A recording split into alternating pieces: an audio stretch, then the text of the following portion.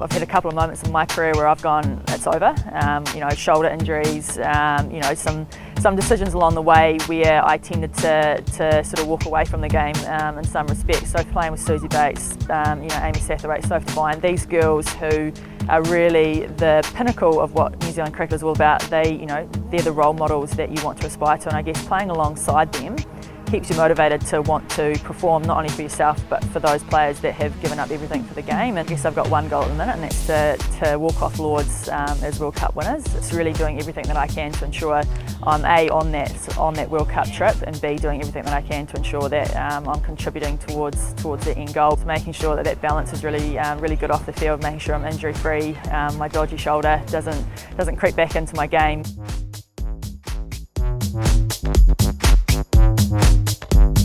With my dreams with hockey, I ended up down in Canterbury studying down there and wanted to tick off the degree and play hockey. A couple of injuries actually set me on the cricket path. You look at sort of my hockey background, those girls, they work very, very hard for very little money. So for us being cricketers, we're very fortunate that we've got a backing body like New Zealand Cricket that have decided to invest in us and make sure that we're on the same path as other sort of cricketing nations as well. So I think if you're a young cricketer coming through, you've really got a career now where you can actually financially support yourself and chase those cricket dreams. So I guess I've missed the boat a little bit in terms of being a little bit older, but it is really exciting for the likes of Amelia Kerr coming through, who's 16, who potentially could be in the game for years and earn some big money. That balance between your sport and your outside world is really crucial. My parents have always drilled into me to have a balanced life.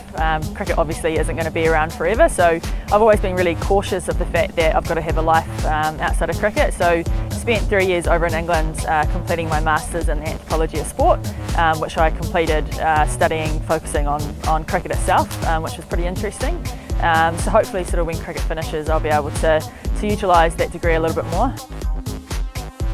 I'm pretty fortunate to work with Nathan McCullum. He's in the stellar recruitment side of things, and for me, I guess being an athlete, you have those really good qualities to be successful in the workplace. I guess if you haven't had exposure to the working environment, you sometimes tend to get a little bit of a shock. So for me, I'm really passionate about ensuring that these athletes have the best skills and the best support to step from being a professional athlete into the workforce, because your career as an athlete is pretty short, but your career outside of that is pretty long.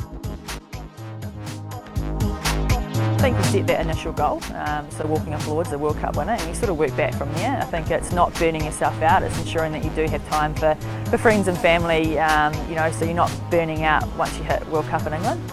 And I think that's really, really important. You can do all the S&C, you can do all the nutrition work, you can do all the things on the pitch and off the pitch, but you've really got to make sure that you're looking after yourself. So one last chance to be satisfied with my career and to win the World Cup for these girls that have given everything to the game.